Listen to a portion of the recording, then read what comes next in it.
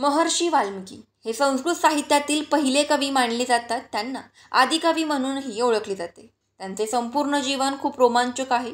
पूर्वी ते रत्नाकर नावाने ओळखले जात होते आणि जंगलात राहून लुटमार करायचे. मात्र नारद मुनींच्या प्रवचनाने त्यांचे जीवन बदलले. त्यांनी भगवान रामाचे नामस्मरण करत तपस्या केली आणि महान ऋषी झाले.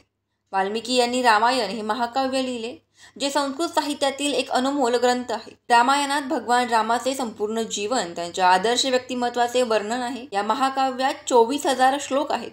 ते 2 भागात विभागले गेले.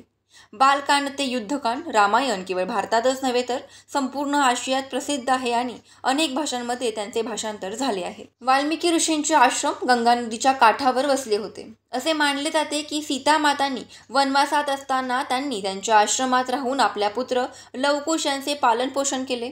वाल्मिकींनी त्यांना उत्तम शिक्षण आणि शस्त्रविद्या दिली.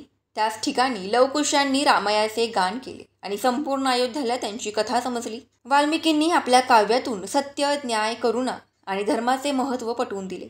त्यांच्या लेखणीने रामायण फक्त एक कथा राहिली नाही, तर ते हिंदू संस्कृतीचे एक आदर्श ग्रंथ बनला. आजही त्यांच्या विचारांचे आणि शिक्षणाचे महत्त्व आहे. वाल्मिकी जयंती दरवर्षी खूप मोठ्या श्रद्धेने साजरीही केली जाते. महर्षी वाल्मिकी हे साहित्य, संस्कृती आणि धर्म यांचे प्रेरणास्थान आहेत. त्यांच्या जीवनाचा प्रवास अंधकारातून प्रकाशाकडे जाण्याचा एक संदेश आहे. त्यांच्या कथा आणि शिकवणीतून आपण चांगले आचरण आणि नीतिमत्ता शिकू शकतो. त्यामुळे वाल्मिकी हे केवळ एक कवीच नाही, तर संपूर्ण मानवजातीसाठी प्रेरणादायी व्यक्तिमत्व आहेत. धन्यवाद. माहिती आवडल्यास फॉलो, लाईक, शेअर करा आणि अशाच माहितीसाठी पाहत रहा आपले आध्यात्मिक विश्व.